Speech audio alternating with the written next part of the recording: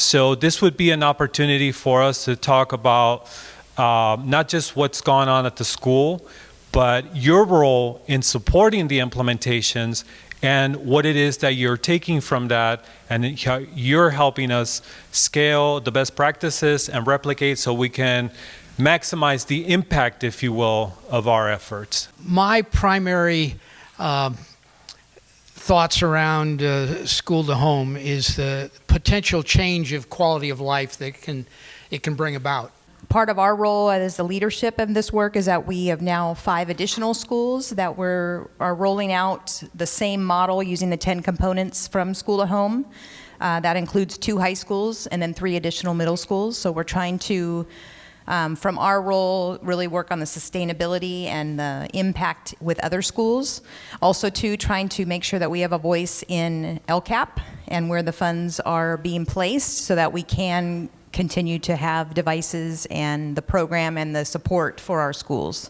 Our kids know a heck of a lot about technology. They just aren't using it in a structured manner. So this program will help us structure their use of technology to make it a positive process in school, which is going to eventually lead to higher student performance, in our opinion. We plan to expand this program to other schools, so looking forward to that as well. I think it's really interesting that we are going to have this conversation about the first of the 10 core components of school to home. So when we consulted everybody, looked at all the research, brought it together, had essentially a planning process with all of the stakeholders for about a year, and that included the California Department of Education to all of the technology companies that were both the hardware and the software folks, lots of the statewide organizations representing education, representing students, representing families. What we ended up with is we must start with leadership, and that there is no substitute for that leadership, for what you do in your roles, because every school operates in the context of a school district, and all of the school leaders who are sitting around watching you are hoping you're going to support them more. I am keenly aware of the fact that you guys have a lot of other things to manage and balance at the district level. However, we also know that for us to be successful, we have to work together, and we need to be on the same page. So one of the best practices that we've built in at one of our schools, actually specifically Shamawa, that we've seen over the last couple of years with PD is actually at some of their staff meetings, they do teacher-led rotations for professional development.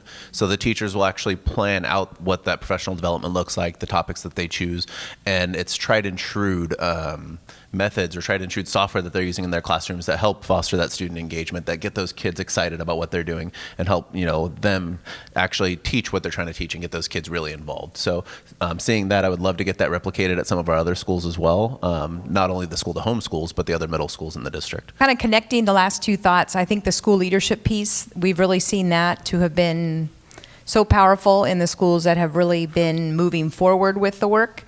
And even to take that a step further, where you were mentioning the PD, the way it started at one of our middle schools was really embracing the integration of the technology into the work they're already doing. So rather than it being another lay on top of new additional initiative, it was, when we do PD every week, how can we integrate technology and start modeling that for our teachers so that we can get them comfortable in the integration to start.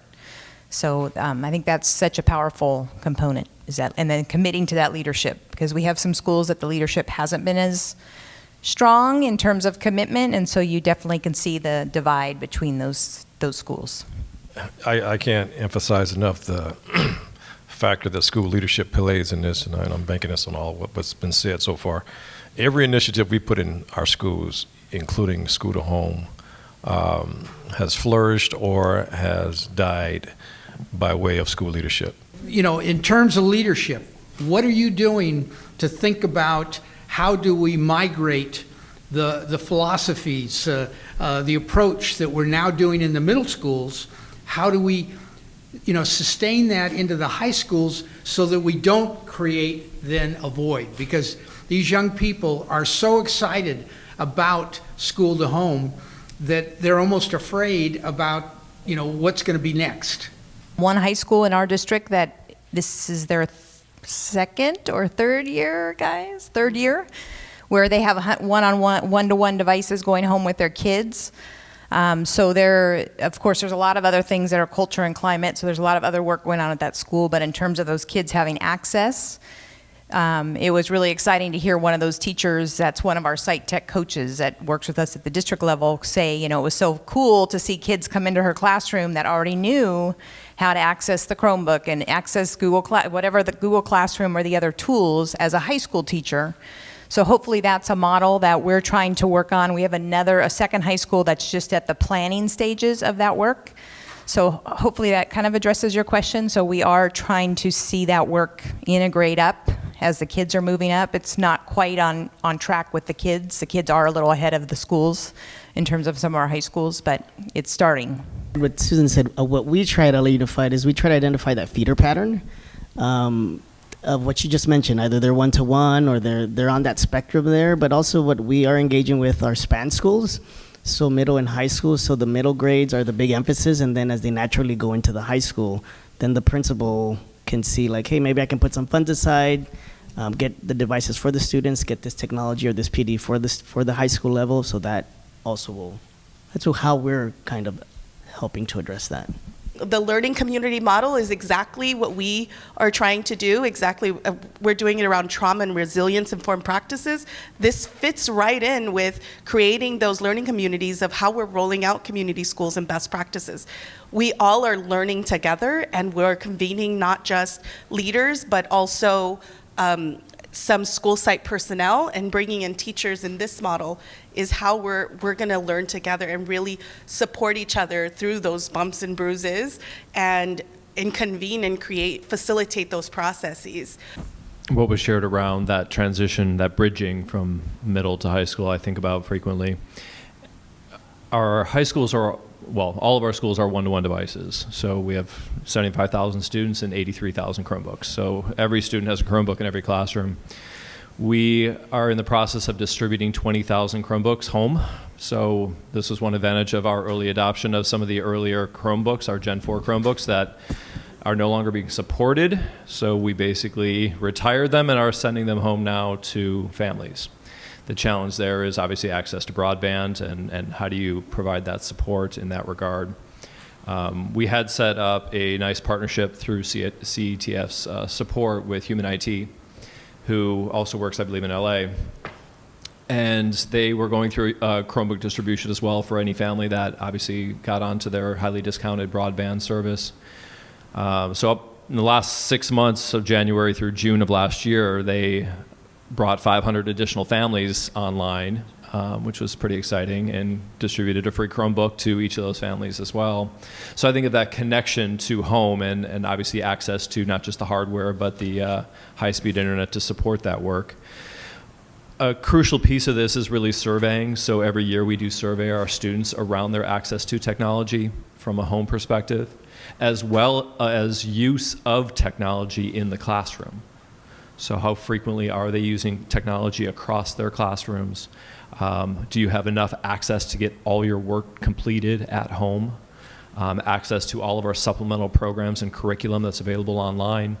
And that's really the most telling question. It's not, do you have Wi-Fi at home or do you have cell service at home? It's really, do you have sufficient service to really get all your work done? And so we really focus on that question. And then really that access to the classroom and the use of technology, not to replace old pedagogy, but to actually enhance learning. So how do you actually incorporate technology to actually deepen learning, to create deeper means of formative assessment, deeper means of collaborative discussion and collaborative discourse in the work, leveraging higher level tasks and text in that work. So all those pieces go together and really supporting the professional development that happens with teachers. I think I might have some insights about implementation that I've learned over the years. So NERN, the National Implementation Research Network, if you haven't heard of them, Google them. They have a 3 to 5 year planning process. I don't care if you're implementing purple chairs, new school lunch program, PBIS, new school buses, or school to home.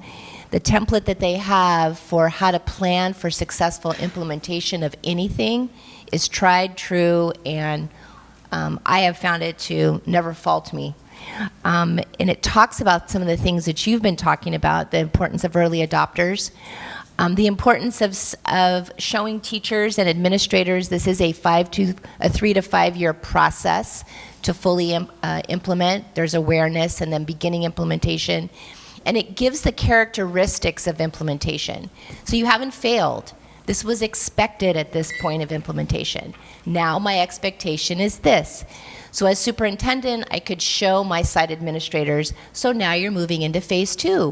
What can we expect? I'll be checking in next month. How can I support you in this? It was very clear what the next step was, and it was on paper. We could dashboard it. Teachers could see it. I could report to the board. So you're able to keep it living, and it's very succinct. Therefore, you can do your funding priorities and everything around that. So I think it's probably the best I can add is about NERN. So if you want to know more about it, let me know. Being a teacher, I love teacher-led PD. Love it. And it's only as good as the person leading it. So I just, we'll be there. We'll always advocate for it. And then know you're only going to get as good or go as far as your best teacher in the system. And being a lifelong learner that all of us want to claim to be, there are times when we must infuse the system with, I want to play with someone who's better at tennis than me, right? But I can still be honored as a mediocre tennis player by bringing that person in. In Riverside, we actually have tech mentors that we partner with at the school sites at all grade levels, at all school sites, and we actually partner with them at the district level where we bring them in and we actually show them new technology from the district level. So we're showing them what, this is what the district supports, this is what's really cool out there, and then they take that information and share it out with teachers as well. So it's not just them finding the tools, it's really the district does this and the district supports this, and this is what the ed tech trends are, and this is the really cool stuff that's going on. So I like that, and I'd say build on it.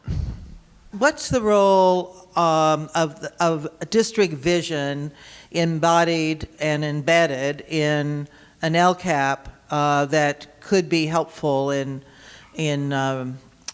your vision getting sustained? Well, we want to make sure we have clear articulation with all of our schools all the way from kindergarten to 12th grade. So we look at high school programs as being the most important, and then because those students in middle school and elementary eventually feed into the high schools. And just like Rich said, how do we keep that excitement with the program that's working very well in middle school? And to do that, we have to make sure that the high school that the kids will feed into understand what's working there so they can provide similar services to kids when they get to high school. That articulation has to then be brought into the district level where the LCAP is finalized. The LCAP cannot be done in isolation. We have to get input from the teachers, students, staff members, everyone, administration, everyone. And that's where this information is shared about how can we extend a program so kids, when they enter 3rd grade, 4th grade, and they really get hooked on engineering or science or whatever it is, they can follow that pattern all the way to 12th grade and then hopefully on into college. And that we have a program that allows them to follow that pathway all the way through. So with that, we want to make sure our LCAP includes funding around those purposes that we have developed for those pathways. And as we redo our LCAP periodically, we have to make sure that we're reviewing and monitoring and analyzing the data to see if things are still working, not just letting it sit there and continue to use the same process if things aren't working anymore. So it's a matter of really developing a strong LCAP based on the needs of the school and the wants of the school district, but also monitoring and making sure that we're updating as necessary. What are your initial thoughts on both Long Beach and Inglewood on how the resources and support can fit into this larger vision for the district? Sunne and I were talking earlier about our students in the room, or former students, and how do we capitalize upon their strengths in doing so. we had interns from our high school that built out all of our school of choice websites and aligned those websites, systematized those websites so that students and parents would know what each pathway represented, including videos, overviews of those pathways, what courses I might take within those pathways, what is the college attendance rate within each of those pathways. So that sort of truth in lending around, if I go into this pathway, how likely am I to go to college? What colleges do the students in those pathways attend? So if I really want to go to MIT, am I more likely if I go to this pathway to end up at MIT than if I go to a different pathway? But those resources are only so good as people accessing those resources. So to build on the pathways conversation, Riverside also has CTE pathways. Some of them are actually stemming from computer science at the elementary level now, where you're starting with elementary computer science at 5th and 6th grade. We also have nursing pathways at Ramona High School, which is our one-to-one high school, which also creates an equity issue. Because at the elementary school level, we have school sites that are self-proclaimed one-to-one because they're using site funds to build one-to-one, and district-wide, we're 4-to-1 elementary school. So we have parents who are sending their kids to these schools because they're one-to-one. So again, it's not an equitable experience across all. Same thing with the high school level. You have Ramona High School that's one-to-one. Everybody else has different programs that they may want to have their kids go to, but they don't necessarily have access to the same experiences, same technology. So at the district level, we're trying to get everything in alignment. We're trying to make sure that everything is going to be that equitable and innovative experiences for all. So yeah, we're working hard to get there. We've got a lot of ground to catch up on, but we're getting there. What I feel was powerful was when we had the community meetings is our department, Accountability and Ed Tech, we are there as one of the partners. So, special ed is there, and ed services, and or educational services, secondary, et cetera. So when parents would do a rotate through the tables, kind of like pick 5 tables to go visit that you want to learn more about. So that was an opportunity for us to share and highlight our school to home work and the initiatives. And so parents would say, oh, we don't have that at our school.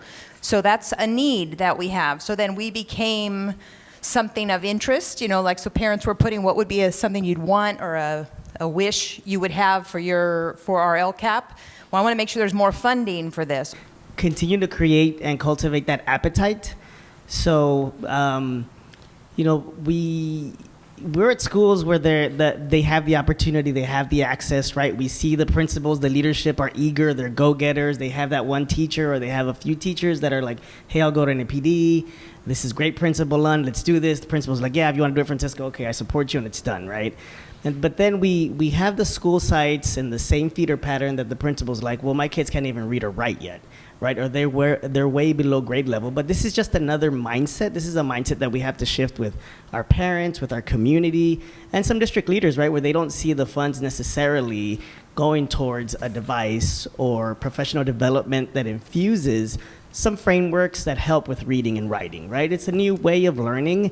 What is it going to take to get the Inglewood middle schools to academic excellence in 3 years using the process that Lisa talked about? I mean, I do know that process, but I'm going to go back and look at it. I mean, I think you can see a change 3 to 5 years in any system, regardless of what that system is. I want to know how we're going to do that, and what do you need from us?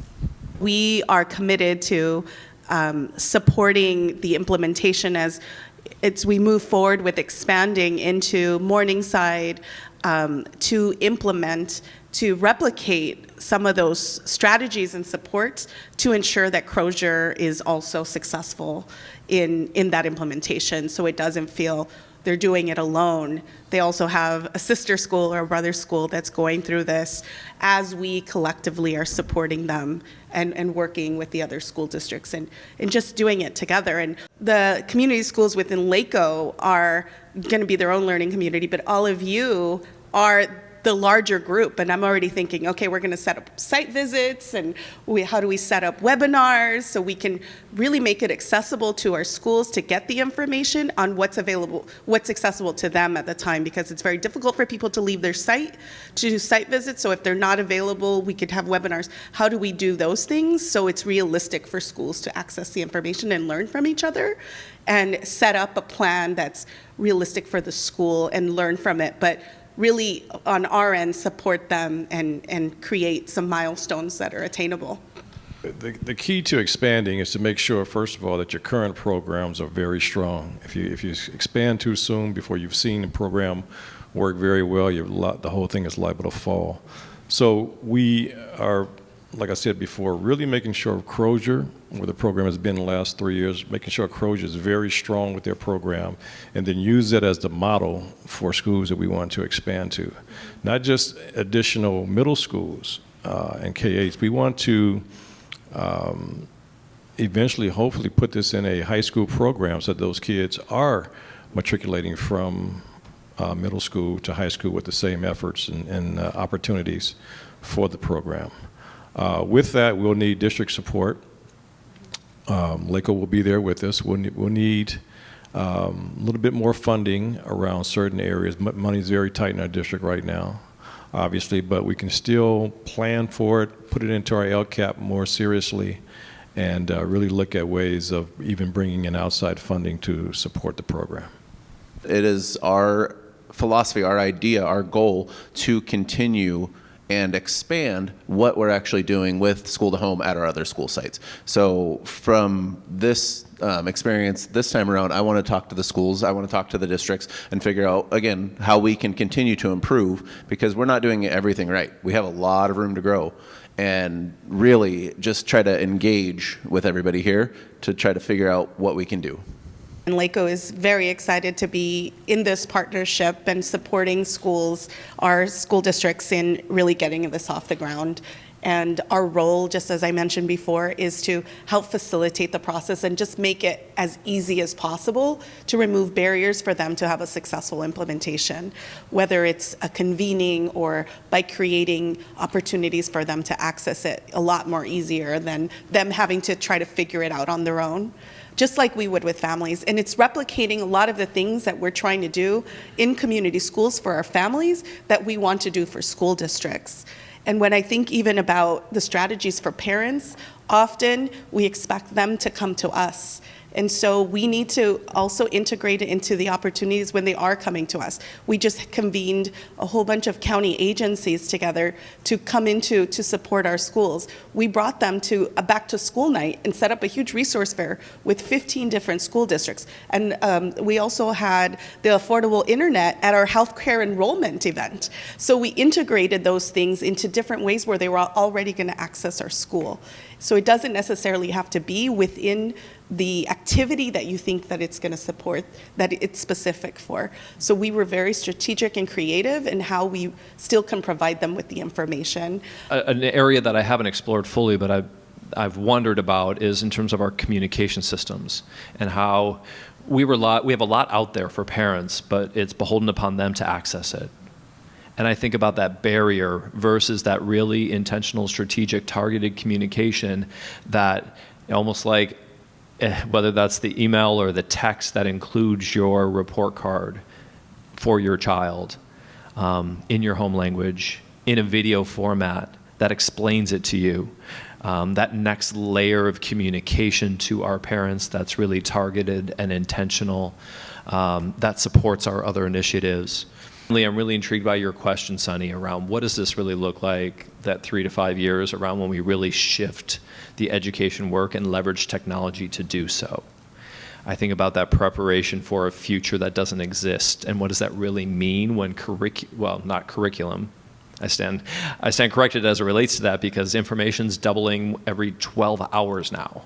You can't keep up with content, but you can keep up with the skills that students need in relation to that content, the critical thinking, creative thinking, communication, collaboration.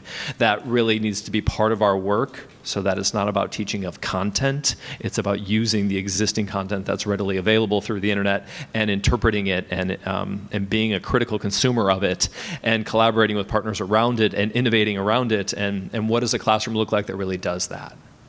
I was really inspired listening to our CETF board members share your stories and your experience as students and with your families, because I think we really have struggled with the parent component of the 10 components with our schools. We've had some successes, but we continue to want to do better in that area.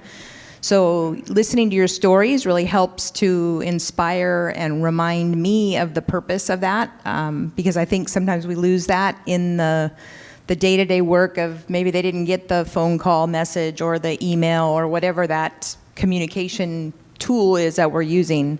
Our school board is very much behind the school to home initiative, and so we just have to continue to, as elections happen and change happens, to continue to keep them in the loop and understand the work. So I'm hoping Sunne and School to Home will help with that, because I know sometimes you see our members outside of our world.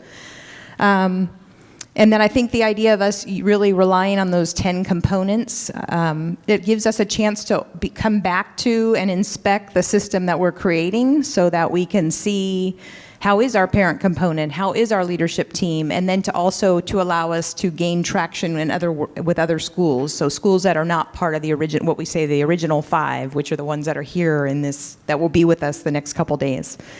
So I think those 10 components are really powerful. They're not all easy, but the idea that we can continue to come back to that framework to really help us guide the work, I think is really powerful. Challenge the group to think about being proactive instead of reactive. So when we're thinking about this whole initiative, how do we get in front of it instead of reacting to something? I think it would probably challenge our thinking. I got to see this really cool initiative about a year ago. This district had school buses that couldn't be certified to carry kids anymore, but what it could do was get a hotspot, go into neighborhoods. So they had this fleet of hotspot school buses, and they went out into these neighborhoods and parents got on board. That's where they did the education for the parents. So now they get the parents on board. Now we can say, did you know that you can get this reduced rate service in your home? Let's take a survey. We'll talk to you about, do you have access? Do you not have access? All of a sudden, yes, parents were being hooked up, understanding about digital literacy, but this also gave access to a whole bunch of information. Remember, the goal of School to Home is actually closing the achievement gap as well as the digital divide. So we set a bar that was really, really high, which is turn around schools and get to academic excellence. It doesn't go unnoticed that you guys are doing yeoman's work out there and really doing a job that sometimes is not very thankful. But I will tell you that you guys are a shining example, I think, of what can be done when people put resources and action in place to achieve something. Please continue to fight to demand that all students have equity across the board. So, coming from the educational field and being a teacher myself, know that every single day there's a challenge, and every single day there's a different child that has a different need. And those needs are compounded with the technology that is available to us and to them. And the challenges of getting that support in the home, that believe in it. Thank you to our board for giving us this opportunity to hang in there this long. I think we're in a very good place because of your support. And thank you to all of our school representatives. I think we're at a very pivotal juncture, and I think we can continue to do very good things, but we need your support. We know you have a lot on your plate. There's a lot that needs to happen, and the more that we can work together is going to make us that much more impactful. So thank you for taking the time, and thank you for answering us when we're harassing you with requests for data and meetings and things that we want to put in place. But it's because we want to be helpful, and I want to encourage you to keep those lines of communication so that we know how we need to make adjustments, what other things need to be put in place so that we can all succeed together. So thank you.